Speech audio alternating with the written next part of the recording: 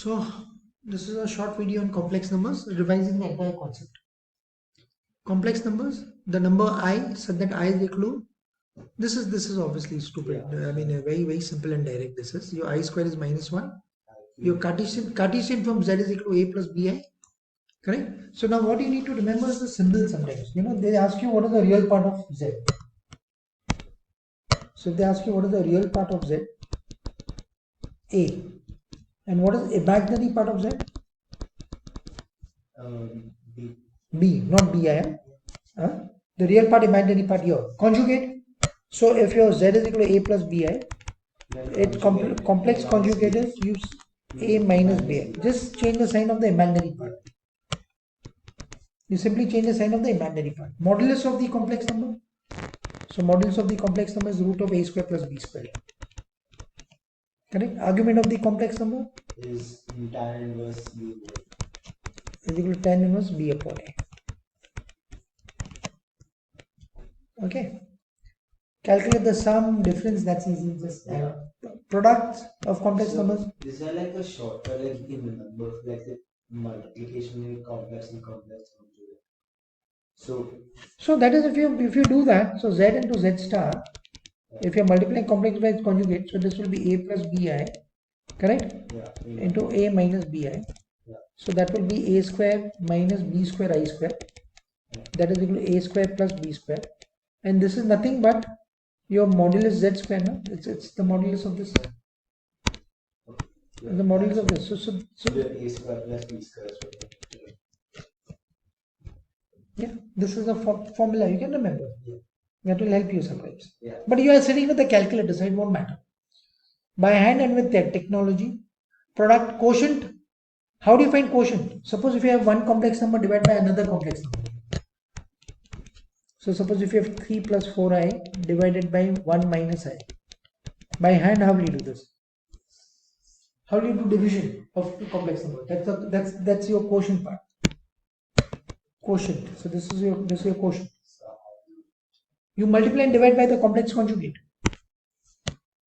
So whenever you have to find this, you multiply and divide by the complex conjugate.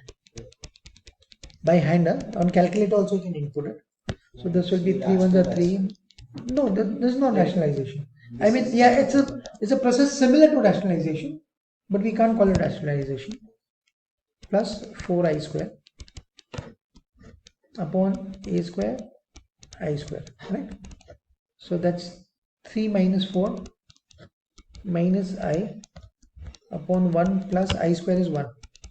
So minus 1 minus I upon 2.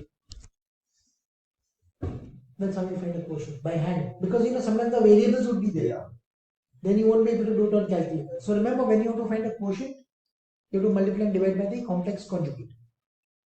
Okay? By hand and with technology. Calculating powers of complex numbers in Cartesian form with technology. That obviously anything raised to 5. So put in a calculator. With technology, so you just type it in. The complex plane. The complex plane is also called the Argand diagram. Now, what you do in the complex plane is you just mark the coordinates. So, suppose if you want to mark 3 plus I on a Cartesian, on a complex plane, okay, on an Argand diagram, mark this. So, this is your real axis, this is the imaginary axis. So, 3 is on the real axis, correct? And 1 is on the imaginary axis. Just this is your complex number, Z. So, complex number is a point. Now, your modulus is the distance from the origin. This is your modulus. And argument is the angle that it makes with the real axis. Correct? So when you do the argument, you are looking at that. Okay? Complex numbers are solution to quadratics. Correct? So if you have your b square minus 4ac is less than 0, you should be able to solve it. Anything that comes, you should be able to solve. Example, suppose if they say, example, let me give you example. Example, if they say x square plus x plus 1 is equal to 0. Solve for x. Without calculator, by hand, because suppose that their variables are there, what will you do? So your a is equal to 1, yeah. B is equal to 1, C is equal to 1. So x is equal to minus b plus or minus root b square minus 4ac, correct? Upon 2a. So minus 1 plus or minus root minus 3 over 2. Correct? Yeah. So minus 1 plus or minus I root 3 upon 2. Correct? Because your root of minus 3 is minus 1 into 3. So those are the. Correct. But if you put on a calculator. Yeah, calculator will also give you the answer. But this is by hand you're doing. Suppose if some variables are there and they'll ask you to do it. Yeah? Yeah. So you should be able to do it. Now, any questions so far? No. Modulus argument form. So if you have modulus argument form is directly there, you can just use your calculator also to do it. R says theta. So where R is your modulus and theta is your argument. Which in short you write as R says theta. So basically so if your Z is equal to A plus BI, your R is your mod Z, which is the root of A square plus B square. And your argument is the same argument that you refer to minus B upon A, B upon A. I mean, sorry. Correct. So you can find this, and you can put your calculator also does a wonderful job. R angle theta, you know. Yeah. So you just convert like that. So the complex is there. So you get your R and theta. Exponential form, or this is also called the Euler's form.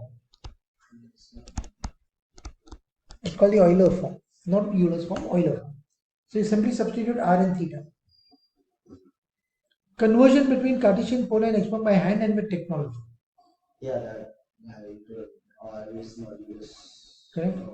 Yeah, so they can give you with variables. So with variables, if they give you, then you have to find your R and theta, and then you just substitute your R and theta in the respective formulas. Your R and theta, you substitute in the respective formula. They give you with.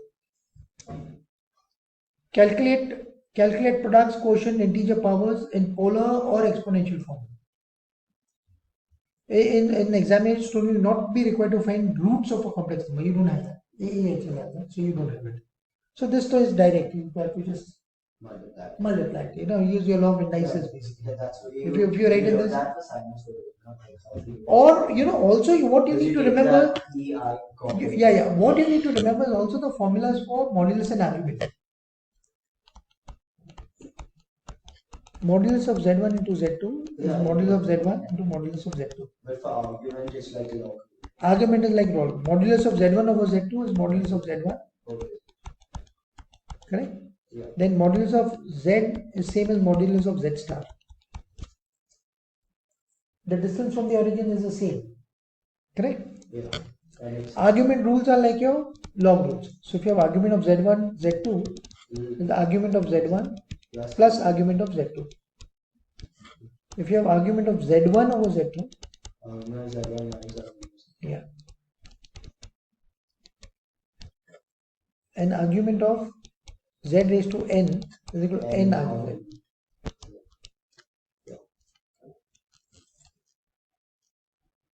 Okay. Yeah. Adding sinusoidal functions with the same frequencies but different phase shifts. Example they are given. Okay, so let's look at complex numbers. So in our complex numbers, if we look at, we have done sums of this one. So I'll just open that and I'll just show you that. Complex numbers here. Okay, so these that will come much later. Important sum this was. Yeah, so then they'll give you with variable. See. Yeah. So then when you divide, you have to multiply and divide by the conjugate. Then you solve it. And then they're saying the real part is 0. This is the real part and that's 0. And this is 0 and you solve. This is how therefore you need to know by hand. Solve simultaneously the equation. See, you should be able to solve it. You basically try to equate the coefficients. Multiply this by 3 and I, and let's continue doing the same way you've been doing. So go through the sums, very, very important. Yeah, this is also similar. Find the possible values of A, B belonging to a set of complex numbers. This is the case. So first you multiply this, then equate the real part with the real part, and equate the imaginary part with the imaginary part. So this is your real part. You equate that with the real part, and the imaginary part you equate with the imaginary part. Solve them simultaneously. You will get the value of E and B. And this is a similar sum like that, basically. Same symbolism. I have done it again. So real part is equal to the imaginary part of z. So whenever you're doing complex number sum, you try to separate the real part and the imaginary part. Try to get rid of the I in the denominator. So you multiply and divide by the complex conjugate for both. Multiply and divide by the complex conjugate both. Then you separate the real part and the imaginary part. You put all the real terms together, imaginary part together. Yeah. Then your real part is equal to imaginary part, and you can use solvent if you want. You'll get your answer. So this is the key idea. Get rid of I from the denominator and try to separate the real part and imaginary part like this. Always try to write in this form. Modulus argument we discussed. Yeah. Achha, now by the way, if your z is equal to r cis theta, then the complex conjugate, you just simply change the sign of the angle. Reflected, yeah, it's reflected in the real axis. Yeah. Yeah, this is this is the example which is given. Yeah. So you find r and theta and you just substitute r cos theta plus I sin theta. And if in Euler form, then r e raised to I theta. So you just substitute that over here.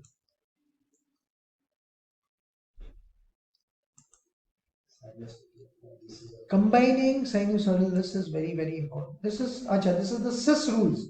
Along with modulus argument rule, it's always better to know the cis rules. In fact, this becomes redundant in your case because you're having a calculator. But anyway, if you have r1 cis theta plus r2 cis phi, so cis is basically cos plus I sin. Cis is log rules. Cis is not log rules. Argument is log rules. Yeah, but cis theta into cis theta. Cis theta into cis phi is cis theta plus phi. It's the reverse of log rules. So basically, you're using like law of indices. Yeah, this is the argument. Your e raised to phi, theta, e raised to phi. Yeah. So your powers will add up. Yeah. So if it's divided, your cis will subtract. But anyway, this is redundant for you. Why? Because you can do this on calculator. Now this is very, very important. Write down the modulus and argument of this. Now this is very important that this is real, and this complex number will have real part as well as imaginary part. So what you do is you split this complex number, this one. So that's your 2 cos 3 plus I sin 3, because that's your 2r and this is your theta. So 2 cos 3 plus I sin 3. Yeah. So 5 plus 2 cos 3 plus I 2 sin 3. Yeah. Now how you find a modulus? Root of a square plus b square. That's how you find a modulus. How you find the argument tan inverse? B upon A. Correct now? Yeah. Tan inverse B upon A. So for the modulus, you just expand it. Expand it. A plus b the whole square is a square plus 2ab plus b square and this. Now for this 2 you remove 4 common and cos square 3 plus sin square 3 is equal to 1. Correct? So the modulus is this and the argument is this. Now you can do this on calculator also. You know how to do this on calculator. You find a modulus and argument on a calculator. Yeah. Hence, write 5 sin theta plus 2 sin theta plus 3 in this form.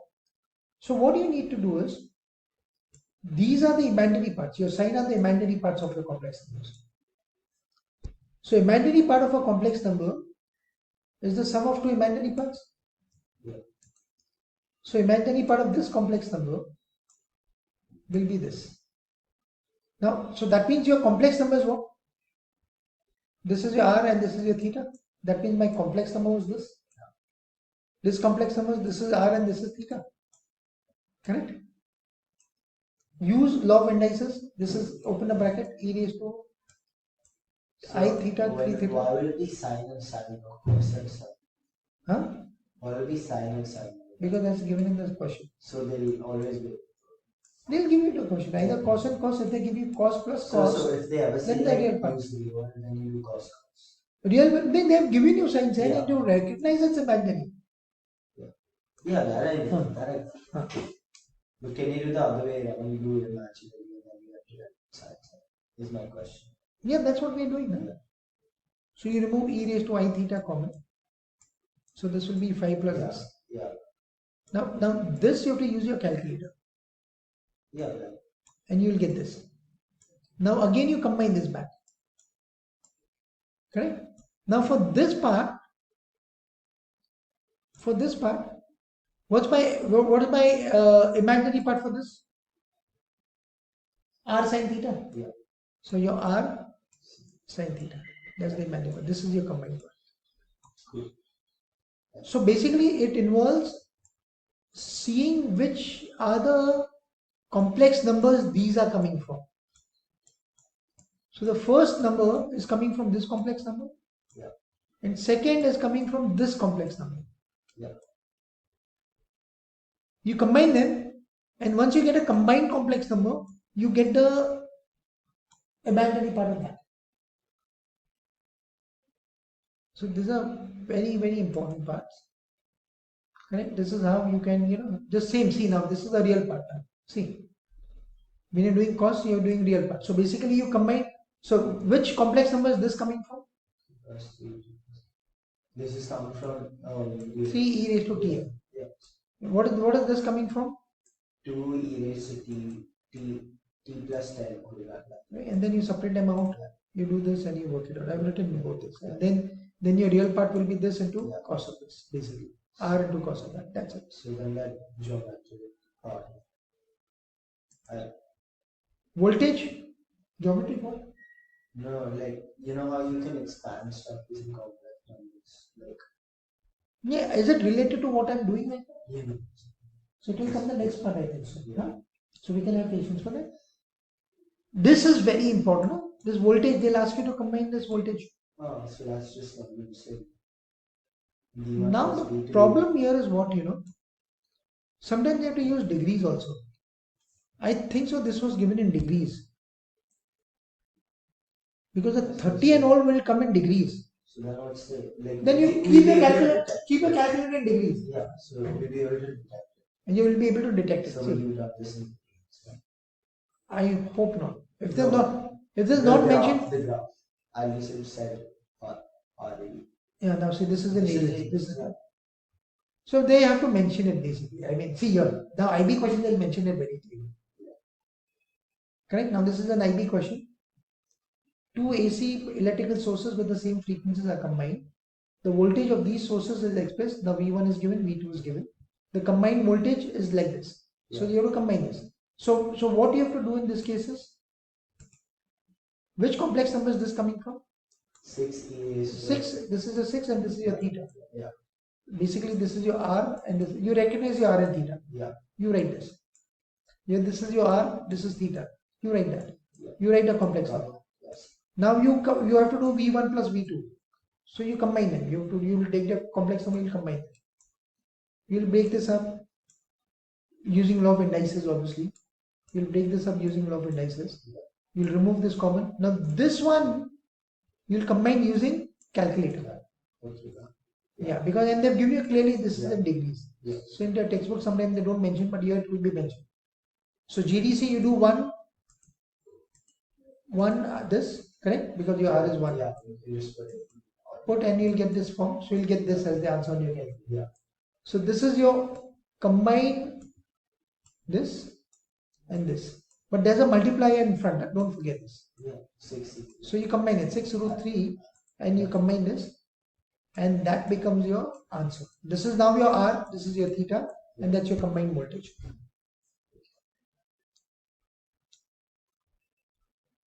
Now your stretch comes in. This is the one I think so you were talking about.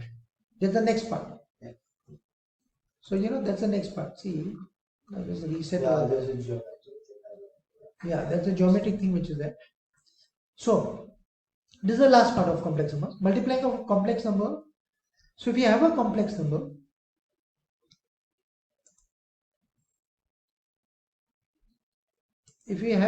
number, some complex number which is given to you, let's say Z over here, A is given, and you multiply by some other R cis theta, then your product will be R1 R2 cis theta plus this. That means what is happening is this is getting stretched. This is getting stretched by R2. Your this is getting stretched by R2 and it's also getting rotated further by theta 2. Two things, rotation through angle theta 2 and there's a stretch with R2. So there'll be an additional rotation of the by the theta 2 and there'll be a stretch by R2. That's the main thing. Yeah, you have to remember that. So here they have given an equilateral triangle shows one of the vertex has been given, correct? Yeah. Huh? Yeah. At the origin, find the coordinate of the third vertex. So this is the obviously z equals to. Yeah. So now what will you do? Are you stretching this? Yeah. So, You're not, no? It's an equilateral triangle. so yeah. So R will be R will be 1. R will be 1. Only you're doing a further rotation by how much? By Pi by 3. So, So you multiply by 1 cis pi by 3. yeah. You'll multiply by 1 cis, you'll multiply. So you'll find a complex number relating to this. Yeah. And then you Multiply that. Basically, that's what you'll be doing. No, you just add pi by 3. Multiply, not add. No. The angle you add. Multiply. See the angle added. Angle will get added. Yeah, that's what I'm talking of complex numbers will be multiplied. No? Yeah. The complex number when you multiply. So I'm talking of the main step. Your main step is your So if it's r cis theta 1 and r1 cis theta 2, then it will be r1 cis theta plus theta 1. And then you convert both of them into Yeah. that. And then you can add the cis part. Yeah, you can do that. But if you're doing it this, then you do. Anyway, you're multiplying the two complex numbers. Yeah. To carry out the transformation. And I've made a video here, you can go through it again. All these are similar there. So make it a point that you go through all these very, very important sums. Yes. It's a rotation, no? You're starting with A. So r always will be the same. So now for this one, Yeah. no, for this one that will be stretched, no? So this one to this No, one. So it will be L root 2, correct? And you're going further by 45 degrees. So no, from A to I remember finding just that was that I remember. But A to B I'm talking about. That's the first part I A mean. to C, so it will be First you do the first part and then you do the second part. Yeah. So I was first talking about B because B comes before C. Yes, I remember doing C. Actually, you remember doing C, okay? That because that your R is 1 and your theta is? Yeah. Theta is? Theta is 9. No, minus pi by 2.